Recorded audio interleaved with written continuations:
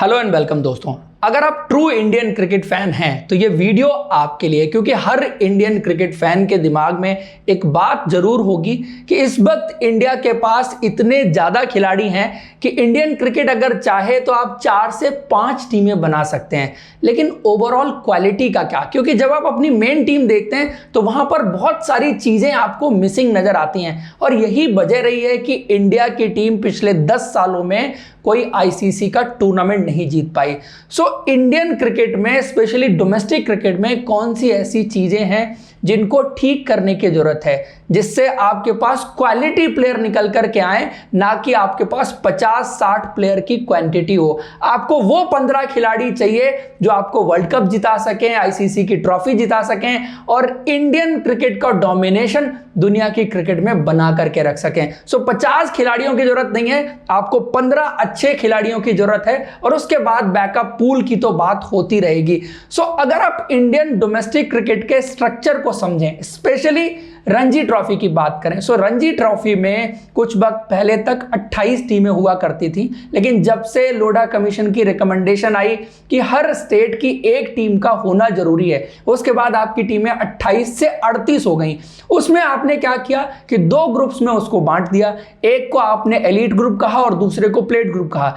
Plate group में हालांकि अभी भी जो 6 टीमें हैं उनका टूर्नामेंट अलग से होता है, क्योंकि वो तो इतनी कमजोर टीमें हैं जहां पर क्रिकेट कभी थी नहीं, ना कोई इंफ्रास्ट्रक्चर था। सो उनको तो आप मेन टीमों के साथ नहीं रख सकते, लेकिन बावजूद इसके आपने कुछ ऐसी टीमों को एलीट ग्रुप में डाल दिया जो शायद डिजर्व नहीं करती थी एलीट ग्रुप में होना। बहुत सारी टीमें जो शायद बहुत वक्त से खेल रही हैं, लेकिन उनकी जो ओवरऑल परफॉर्मेंसेस रही हैं रणजी ट्रॉफी में वो ऐसी नहीं रही जहां पर वो क्वालिटी प्रोड्यूस कर सकें। गिनती के लिए जरूर टीमें हैं, आप सर्विसेज की बात कर सकते हैं, आप उड़ीसा की बात कर सकते हैं, आप जम्मू एंड कश्मीर की बात कर सकते हैं। बहुत सारी ऐसी टीमें हैं जो शायद उतनी क्वालिटी लेकर के नहीं आती, क्योंकि जम्मू कश्मीर की बात जब होगी तो शायद व्हाइट बॉल क्रिकेट में इन्होंने अच्छा किया है, बट रेड बॉल क्रिकेट उतनी बेहतर इनके लिए ओवरऑल नहीं गई है। सो वो एक सवाल जरूर रहेगा और इस वक्त इंडियन क्रिकेट को ये चाहिए कि अपने सिस्टम में, डोमेस्टिक सिस्टम में कुछ चेंजेस किए जाएं जिससे आप क्वांटिटी नहीं क्वालिटी लेकर के आ सकें। तो सबसे पहली चीज जो मैं कहूंगा कि आपको एक रैंकिंग सिस्टम डेवलप करना पड़ेगा। रैंकिंग सिस्टम क्यों डेवलप करना पड़ेगा? वो इसलिए कि अगर आप इंग्लैंड की क्रिकेट देखेंगे, वहां पर काउंटी में डिविजन्स होते हैं। सो टॉप डिवीजन में जो टीमें होती हैं वो ऊपर की टीमें और उसके बाद नीचे की टीमें, उनका भी एक सिस्टम है। आपके पास जितनी टीमें हैं आपको कम से कम 5 डिवीजन बनाने पड़ेंगे। आपको 38 टीमों के लिए जो 4 ग्रुप आपने पहले बनाए, जिसमें 32 टीमों का आपने एलीट ग्रुप में रखा, सो 4 डिवीजन तो वो बनाने पड़ेंगे और बाकी आप प्लेट ग्रुप कह लें या उसको 5वां डिवीजन नाम दें, जो भी दे लें, लेकिन आपको एक रैंकिंग सिस्टम बनाना पड़ेगा जिसके बेसिस पर डिवीजन 1, डिवीजन 2, डिवीजन 3, डिवीजन 4 वो उस तरह से टीमें बननी चाहिए और बाद में on the basis of performance टीमें एक डिवीजन से दूसरे डिवीजन में भी जानी चाहिए। ऐसा नहीं है कि जो पहले डिवीजन में 8 टीमें आ गई वो 8 टीमें हमेशा उसी डिवीजन में रहेंगी, वो दूसरे में नहीं जाएंगी। अगर कोई टीम ऊपर के डिवीजन की लगातार खराब कर रही है तो उसको नीचे जाना चाहिए, एज सिंपल एज दैट। तो उससे क्या होगा ना, टीमों को एक मोटिवेशन भी मिलेगा कि हम 2nd ग्रेड टीम है, 3rd ग्रेड टीम है, 4th ग्रेड टीम है, तो अपनी टीम को डिवीजन वाइज ऊपर लेकर के जाना। और उससे होगा क्या, जब 2 क्वालिटी टीमें आपस में खेलेंगी तो आपको एक तो क्रिकेट अच्छी देखने को मिलेगी, और जब 2 बेहतर प्लेयर आपस में कंपीट करते हैं सो फिर कहीं ना कहीं उन दोनों के कंपटीशन के बाद जो प्लेयर बनेंगे वो क्वालिटी आपके लिए लेकर के आएंगे। फॉर एग्जाम्पल, अगर पृथ्वी शॉ आसाम के खिलाफ 379 रन मारते हैं और बाकी पूरा सीजन उनके लिए एकदम फीका सा जाता है, तो ये भी दिखाता है कि कमजोर टीमों के खिलाफ रन बनाना ज्यादा आसान होता है कंपैरेटिवली। अगर मुंबई की टीम तमिलनाडु से खेल रही हो, कर्नाटका से खेल रही हो, जिनकी गेंदबाजी बहुत बेहतर है, सो वो चीज बहुत इंपॉर्टेंट है। सो इंडियन क्रिकेट चलाने वाले लोगों को डोमेस्टिक क्रिकेट में ये कुछ important changes in Ranji trophy जरूर करने पड़ेंगे अगर आपको क्वालिटी को प्रेफरेंस देना है क्वांटिटी के ऊपर। क्योंकि अगर आप ऑस्ट्रेलियन क्रिकेट का भी एग्जांपल लेंगे तो उनके पास शेफील्ड शील्ड में 6 टीमें होती हैं और 6 टीमें जहां पर इंपॉर्टेंट प्लेयर खेल रहे होते हैं और उनके बीच कड़ा मुकाबला देखने को मिलता है। इसीलिए आप जो प्लेयर ऑस्ट्रेलिया से आते हैं तो हमेशा देखते हैं कि वो क्वालिटी प्लेयर प्रोड्यूस करते हैं। इंडियन क्रिकेट में चूंकि आपका कंपटीशन हर तरह के खिलाड़ियों के साथ होता है तो उसमें आप रन्स देखते हैं, विकेट्स देखते हैं और उस तरह से खिलाड़ियों को जज करते हैं। वो बात कभी निकल करके नहीं आ पाती कि ये किस तरह की अपोनेंट के खिलाफ बनाए गए रन्स हैं या विकेट हैं। सो उस चीज को आपको कंसीडरेशन में लेना है। सो बड़ी टीमों के बीच आपस में मुकाबला हो और उसके बाद जो ग्रुपिंग और डिवीजन की बात मैंने की, कुछ उस तरह का सिस्टम जरूर डेवलप किए जाने की जरूरत है। उसके बाद दूसरी चीज जो मैं बात करूंगा दिलीप ट्रॉफी की। सो दिलीप ट्रॉफी जिस तरह का फॉर्मेट है, अभी क्या होता है कि आपने एक तो छठी टीम उसमें और डाल दी, नॉर्थ ईस्ट जोन की टीम डाल दी।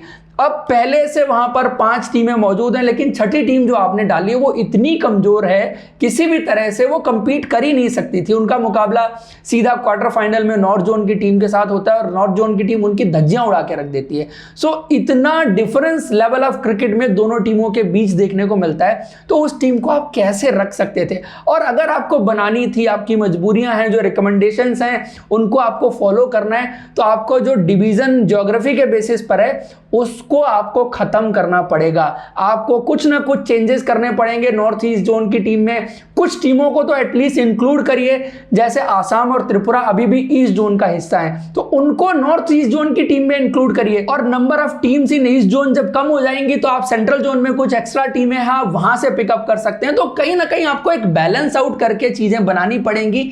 या अगर आप कर सकते हैं, जो पहले दिलीप ट्रॉफी एक दूसरे फॉर्मेट में होती रही जहां इंडिया रेड ब्लू ग्रीन और उसकी बात होती थी, तो उस फॉर्मेट में भी खेल सकते हैं। या आप चाहते हैं कि आपके पास नंबर ऑफ प्लेयर ज्यादा हैं तो आप 5 टीमें भी बना सकते हैं और उन 5 टीमों के बीच जब मैचेस होंगे सो वहां भी आपको कड़ा मुकाबला देखने को मिलेगा। सो जो नीचे के लेवल से प्लेयर निकल करके आएंगे सो उसमें आपको क्वालिटी देखने को मिलेगी, कड़ा मुकाबला देखने को मिलेगा। और दूसरी चीज, ये जो फॉर्मेट है कि आपने क्वार्टर फाइनल खेला, सेमीफाइनल खेला, खत्म, आपको इसको राउंड रॉबिन के फॉर्मेट में खेलने की जरूरत होगी। आप 5 टीमें खेल रही हैं, राउंड रॉबिन के फॉर्मेट में खेलिए, कुछ मैचेस खेलिए, क्योंकि टॉप लेवल के प्लेयर जब खेल रहे हैं, आप एक एक मैच खेल रहे हैं, 2-2 मैच खेल रहे हैं, उससे आपको ना प्लेयर की परफॉर्मेंस का पता चलता है, ना प्लेयर को उतना मौका मिलता है टॉप लेवल पर खेलने का या ऊपर के लेवल पर खेलने का।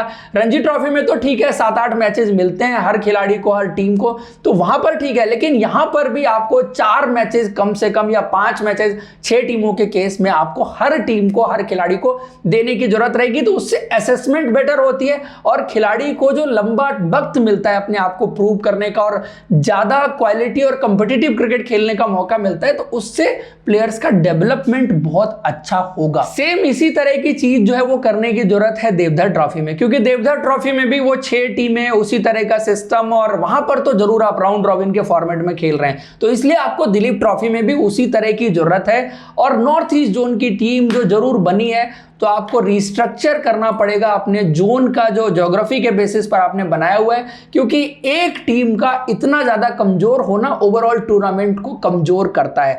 उसके बाद एक और ट्रॉफी होती है इंडिया में जो एनके साल्वे चैलेंजर ट्रॉफी होती है, वहां पर इंडिया रेड ग्रीन ब्लू और ये टीमें आपस में खेलती हैं।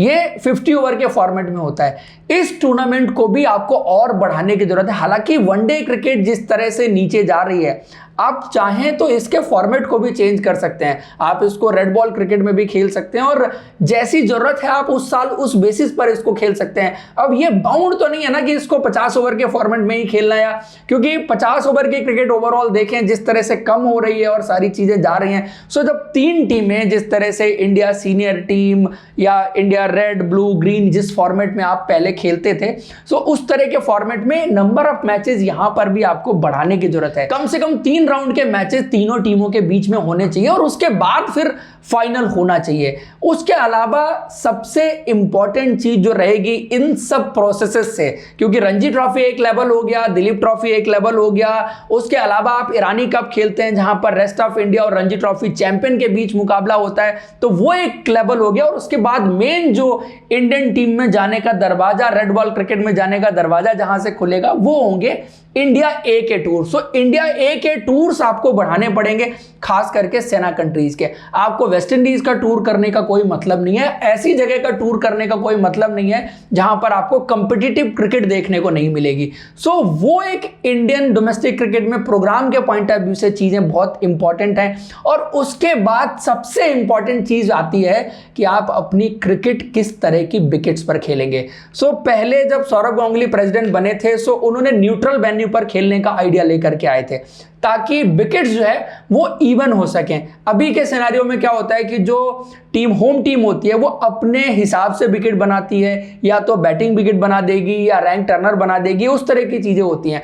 सो विकेट को जो प्रिपेयर करने की जिम्मेदारी है वो बीसीसीआई के क्यूरेटर की होनी चाहिए, और जिस सिचुएशन में या जिस ग्राउंड में जहां की मिट्टी जैसी है, वहां का वेदर जैसा है, उसके हिसाब से जो नेचुरल विकेट बनती है उस तरह की विकेट बनाने की जरूरत है। और कोशिश होनी चाहिए कि आप एक स्पोर्टिंग विकेट पर खेलें जहां पर बल्लेबाज अगर स्किल दिखाता है तो वो भी अच्छा कर सके, तेज गेंदबाज बैक को बेंड करता है तो उसको भी परचेज मिल सके, और स्पिनर्स की अगर बात करें उनके पास स्किल सेट है तो उनको भी मदद मिलनी चाहिए। तो अच्छे स्पोर्टिंग विकेट पर क्रिकेट खेली जाए, ये भी बहुत इंपॉर्टेंट फैक्टर रहेगा। सो ये सारी चीजें जब होंगी तो आपके पास क्वालिटी प्लेयर निकल करके आएंगे जो इंडियन क्रिकेट को लंबे वक्त तक सर्व कर सकते हैं। और इंडियन क्रिकेट में जो डिमांड रहती है कि आपके पास ऑलराउंडर नहीं आते, आपके पास फास्ट बॉलर नहीं आते, आपके पास स्पिनर्स नहीं आ रहे, वो सारी चीजें आपको फुलफिल होती हुई दिखेंगी। अभी आज के दौर में आपको कोई रेडीमेड खिलाड़ी नजर नहीं आता। क्यों नहीं आता?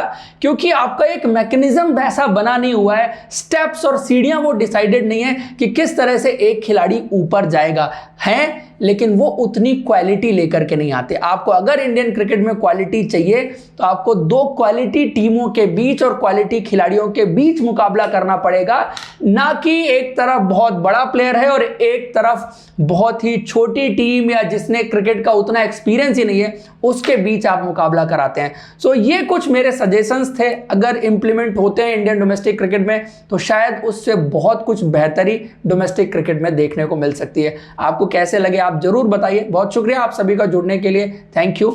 जय हिंद।